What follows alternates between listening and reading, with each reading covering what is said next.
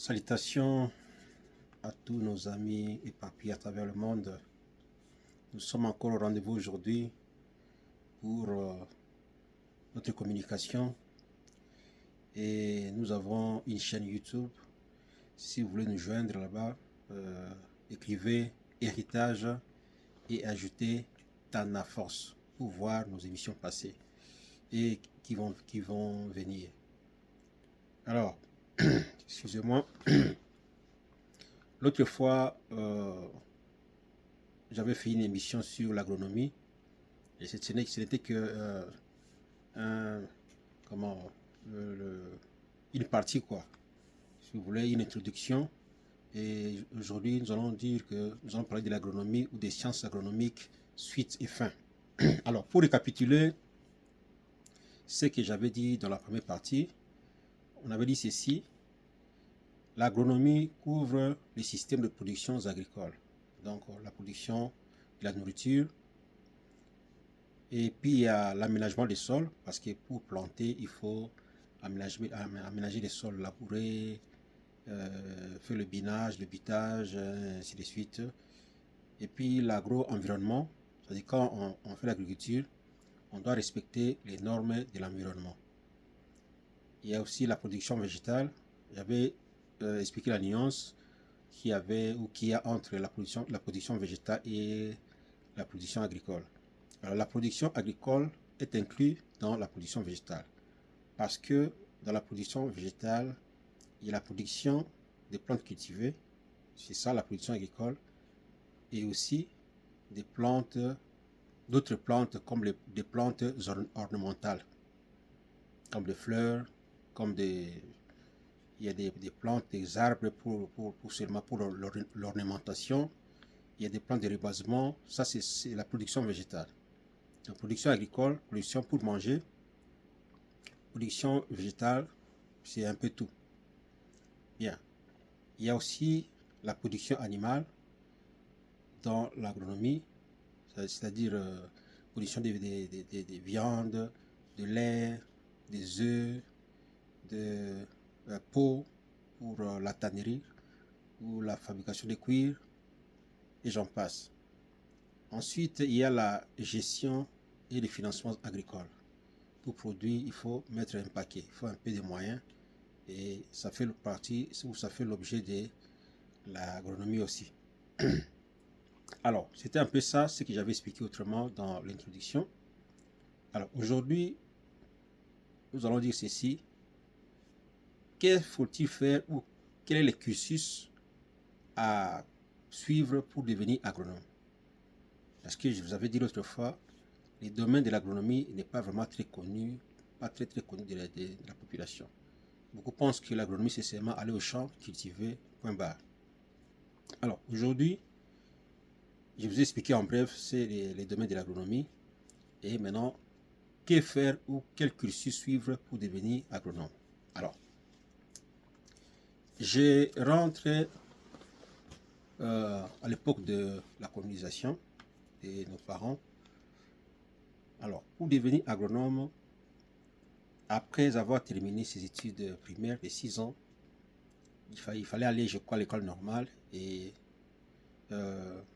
suivre les cours pendant 4 ans pour devenir moniteur agricole ou ingénieur, ou agronome A3. A comme lettre A et puis chiffre 3. Alors, ensuite, ça a évolué. Il y a eu les humanités agricoles. Donc, à partir de la 8e année, vous allez entrer, vous allez choisir la section agricole et parfois vétérinaire. Vous allez suivre, vous allez passer la 3e année, la 4e, 5e, 6e pour obtenir votre bac ou diplôme d'état. Et là, vous êtes agronome A2, lettre A et chiffre 2. Alors, si vous voulez aller au niveau supérieur, vous allez à l'Institut supérieur agronomique pendant 3 ans pour sortir ingénieur technicien agronome A1. A1. Si vous voulez aller plus loin, vous allez partir à la faculté d'agronomie ou faculté des sciences agronomiques pour y rester pendant 5 ans. Et les 3 premières années, vous allez avoir un tronc commun, c'est-à-dire la même formation de base. Et ensuite, vous allez aller dans différents départements. Alors, ce que j'avais dit au début, durant mon introduction, ça c'est la formation générale d'études agronomes à différents niveaux, bien sûr. Alors, je vais un peu entrer en profondeur ici, au niveau de la faculté d'agronomie, pour expliquer les différents départements. Alors, quand vous avez terminé vos 3 ans des troncs communs, vous allez choisir des départements. Alors, en agronomie, il y a des départements comme en médecine, il y a des généralistes, et puis il y a des chirurgiens, des gynécologues, des pédiatres, et ainsi de suite. La même chose en agronomie. Quand vous avez terminé vos 3 ans, vous allez choisir vos départements.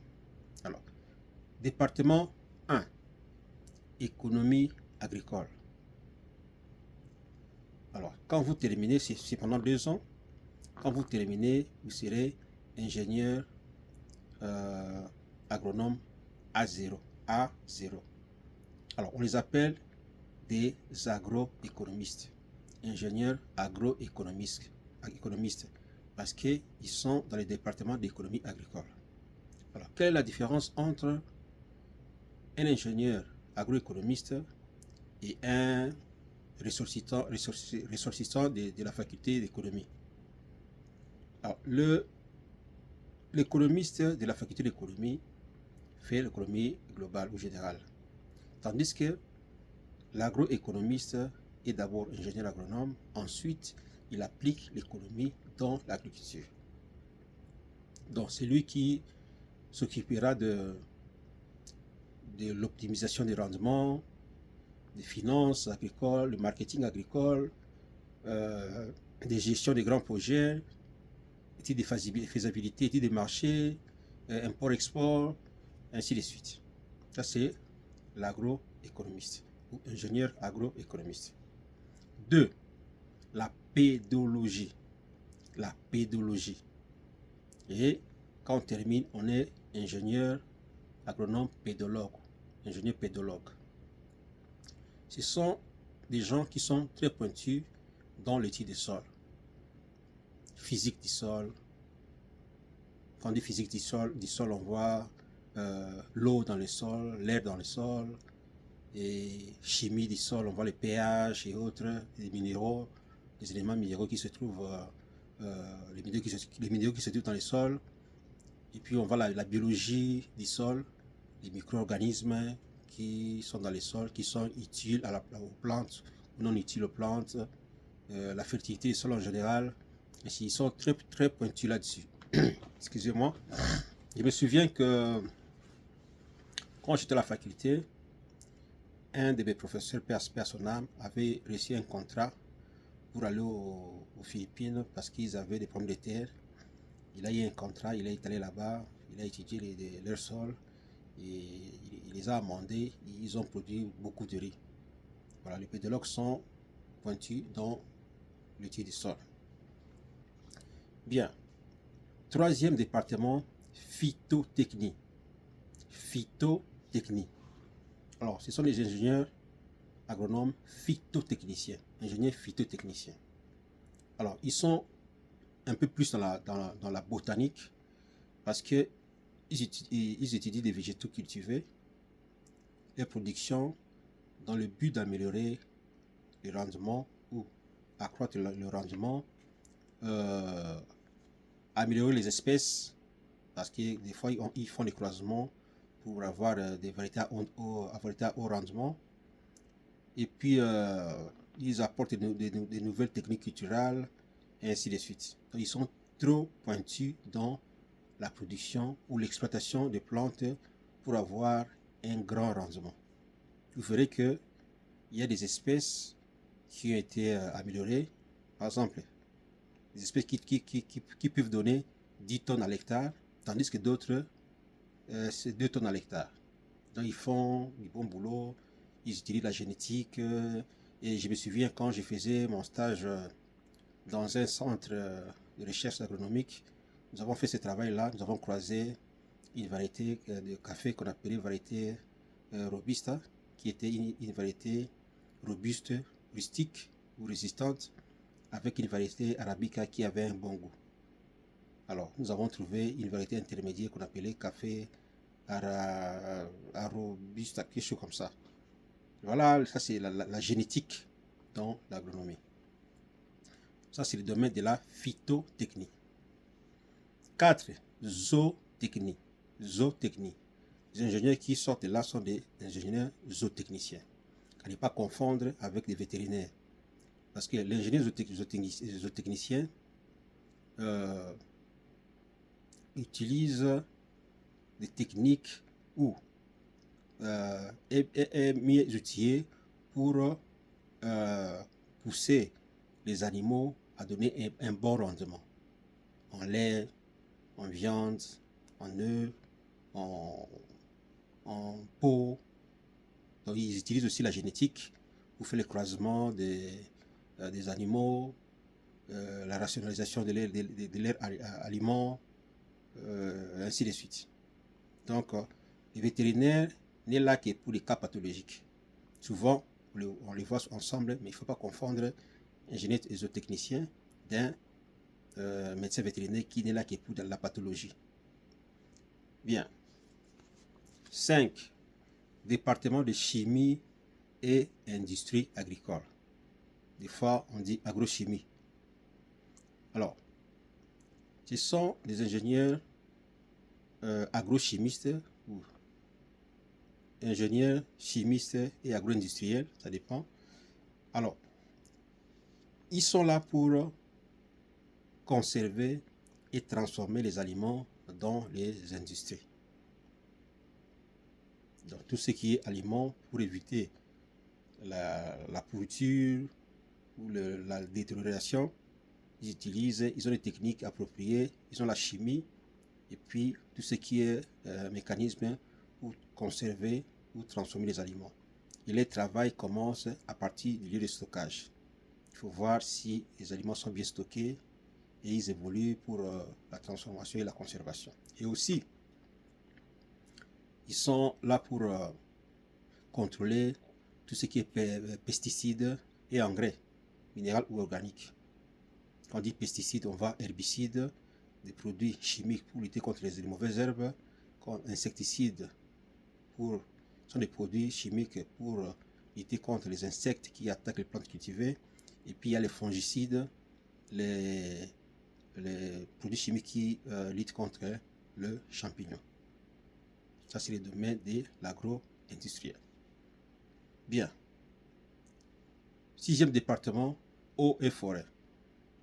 Ils sont plus dans l'environnement. Ils s'occupent de la gestion des forêts, de leur contenu et des cours d'eau. Quand on dit contenu des forêts, ils connaissent les espèces, ils ont la taxonomie des espèces forestières, ils ont ils savent comment gérer les forêts, exploiter les forêts, quelles sont les espèces utiles, non utiles, et ainsi de suite. Ils sont vraiment pointus dans la gestion de la forêt et des cours d'eau. Voilà. 7e département, génie rural.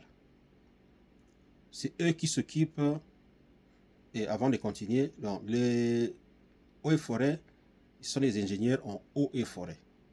Eau et forêt. Et pour la génie rurale, ce sont des ingénieurs agronomes en génie rural, ou les ingénieurs en génie rural. Ingénieurs en génie rural. Alors, c'est eux qui s'occupent de tout ce qui est machines agricoles. Tracteurs, même la conception, la réparation aussi. Tracteurs, accessoires, charrues, motoculteurs, tout ce qui est machine dans les exploitations agricoles. Ils peuvent construire des forages, des bâtiments d'animaux, les systèmes d'irrigation et de drainage quand on va les tuyauteries dans les fermes pour arroser les plantes, c'est eux qui sortent pointus là-dessus.